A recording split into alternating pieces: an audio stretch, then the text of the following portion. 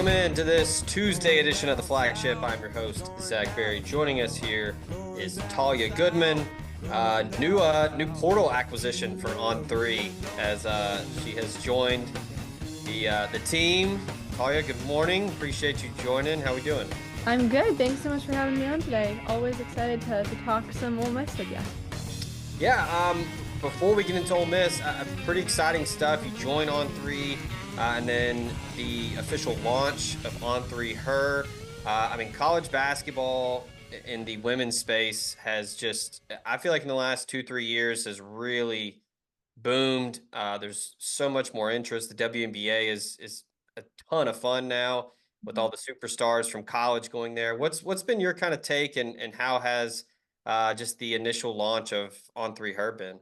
It's been great. It's so exciting to see, a company like On3 kind of buying into this women's sports in general, not just women's basketball, kind of everything, but especially in women's basketball land. I mean, last year was historic, right? Attendance records and viewership going absolutely nuts. And it's just a lot of fun. And it's great to see people finally realizing it because it's been that way for a while, but it's finally, getting what it deserves, which is really great. I know that it kind of runs in the family. Breaking news and being a damn good reporter and all of that. But just outside of that, what drew you to the journalism world?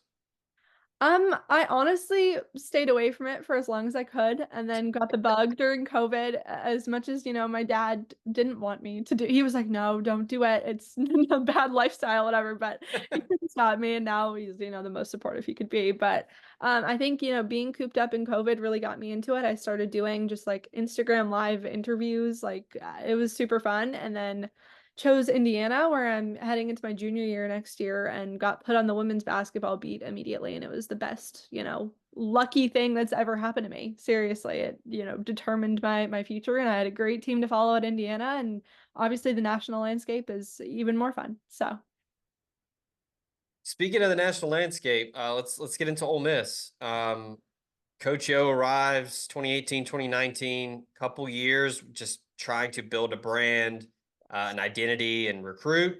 And then you fast forward a couple years, Ole Miss makes it to the NCAA tournament, wins 23 games. A couple years ago, they make it to the Sweet 16, shock Stanford, and then this past year make it to the second round. What's been kind of your take on Coach Yo and Ole Miss? And I mean, the SEC is always going to be tough, but it seems as of late with Don Staley and what South Carolina's doing, and Kim Mulkey and LSU and everybody else in the conference, it's been tough sledding, but they seem to have some traction, and they have an identity for sure.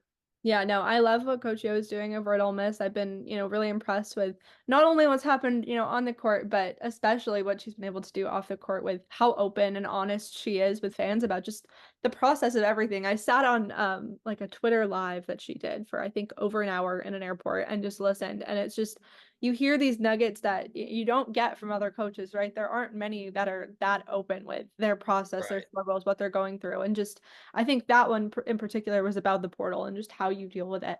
And it's kind of it's refreshing to see a coach be that open and honest with, fans and media and everyone just about everything that's going on. And so I've been really impressed with obviously what's gone on, on the court, and it's been really impressive what she's been able to do with this program. But I think even more so how she's been as a person. You mentioned the portal. Ole Miss has been active like everyone else. The last 3 years, 10 SEC wins, then 11, then 12. Where do you think the next step is for Coach Yo? I know they've had some key additions, some big returning players, some big announcements there of who's coming back for next year. Again, like I said, the SEC is tough, but do you think Ole Miss is prepared to take that next step into maybe another Sweet 16 or an Elite Eight? I definitely could see it. I think it's definitely possible. I'm still, we're waiting, right? We're playing the waiting game. There are still some big transfers left on the board, and so you never know what's going to happen. It's hard to make too many predictions right now, but with most of the big ones off the board at this point, like Ole Miss looks like a borderline top 25 team at the moment, right? And that's without seeing them play a minute.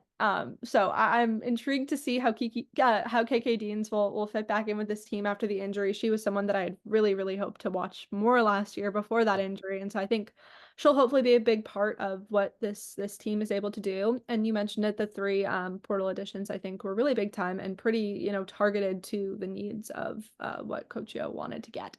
And they didn't lose a lot either, right? They had three players enter the portal and go, but they were kind of young, unproven talent that maybe wasn't the most crucial to keep on roster. And so I think their offseason has been definitely a successful one so far. One of the portal additions, kind of in your proximity, being in Big Ten land, Dee Hagman. I think it's a big one. I like her. I think her style of play fits what Coach Yo likes. She's aggressive. She's good off the bounce. She can go get buckets, but she's tough. And Coach Yo loves defense and toughness. But seeing her a good bit. What's your take on her Yeah, ending up with absolutely. this? I think she'll be a great fit with Coach Yo's kind of system there. I was able to watch her the last couple of years with Michigan State and was really impressed. I think, like you said, kind of gritty, tough is what you get from her. And she's just motivated, right? I was able to talk to her when she committed, and she's just so motivated to win. And I think, going to Coach Yo and Ole Miss is a perfect spot for her to do that, right? The Big Ten is getting even scarier, so maybe equally as scary conferences, but the SEC is, equally competitive. And I think it'll be a great spot for her. And I'm intrigued to see how she'll be, used. But I think as far as what you said, the gritty, the tough, the all that, she's just a really incredible player, and she's fun to watch. And I definitely enjoyed it. And I'm sad she won't be in Big Ten land for me anymore. But I'm excited to watch her at Ole Miss. I mean, last couple things here with kind of women's basketball and where it's at now. You mentioned the viewership and how that was crazy. You obviously had the whole Caitlyn Clark experience that was just massive. I mean, you had Angel Reese was at the Met Gala apparently. I mean, it's pretty wild. What do you think is like the biggest hurdle for people to fully buy in? Because I don't know how people aren't at this point with how exciting the game is, but is there, if you had to give an elevator pitch to somebody, what would it be? Yeah, I think there's two things that come to mind that pop to mind immediately. The first is kind of accessibility. And I think that comes in mostly around Thanksgiving time when they're all like some of the best games of the year are the Thanksgiving tournaments, right? And you have to Hmm. watch all of them. You got to pay like $30 to watch it on Flow Hoops. And I don't even want to do that. And I love the sport and I don't even want to do that. So it's hard when, some of the best games are hidden by paywalls, right? And so I think Yeah. that something that maybe needs to be worked on in some capacity, whether it's, reducing that price, getting rid of it for now. And then once people get that interest, they'll want to pay, right? Hmm. That's one of the big ones. And then I think it's people like us, right, who are able to tell the stories of these players. And it's not just, what they're doing on the court. You love Caitlyn for what she does on the court, right? But you also love her personality and who she is off. Like she's fun to follow as a person. And if you didn't have those stories, you wouldn't buy in as much. And so I think that's what needs to happen in the future to have more than just one, Caitlyn Clark that you're following a year. I think there should be 5 to 10 players that everyone is equally invested in because that's what makes sports fun and not just, women's basketball. That's what makes every sport fun. And so I think Yeah. that's the kind of buy-in that the world needs to give. But it comes down to a lot of things. It comes down to TV, it comes down to media. It is mostly that kind of realm of storytelling and accessibility, I think, are the two biggest. Last thing here, with On3 Her, what's kind of the focus right now? Can you tease anything y'all are working on, or kind of what's been the main bullet points for you getting that off the ground? Yeah, so obviously the breaking news is important to get that out there, and just I think that's another thing that needed to grow in the women's game, right? Is having that information available to fans during the off season, and I think it's been Yeah. so much fun this year seeing that. So obviously having the quick hitters, the breaking news, the kind of premium content. We had something come out yesterday with my top 10 transfers still left on the board. And then the features, which are, some of my favorite things to write. I've one, I don't know when this is coming out, but there's one coming out tomorrow about the next Caitlyn Clark, I will say. Okay. I was able to talk to Juju. And so that will be coming out soon here. It's a really, really fun story, and she's a really fun, humble person to talk to. And there's a lot more in the works. I got some series coming up that'll take us through the off season, and then as soon as we know it, it'll be the season. So it'll be a fun off season and year in women's basketball for sure. Absolutely. Well, Talia, I appreciate it. I know we we pinned you down for just 15 minutes, so I really appreciate it. You're busy, but give her a follow, Talia Goodman WBB on Twitter, and yeah, catch everything at On3 and the On3 her space, as she's doing a lot of great work and breaking a lot of news. So we appreciate you jumping on the show here with us, and we'll do it again soon. Thanks so much for having me.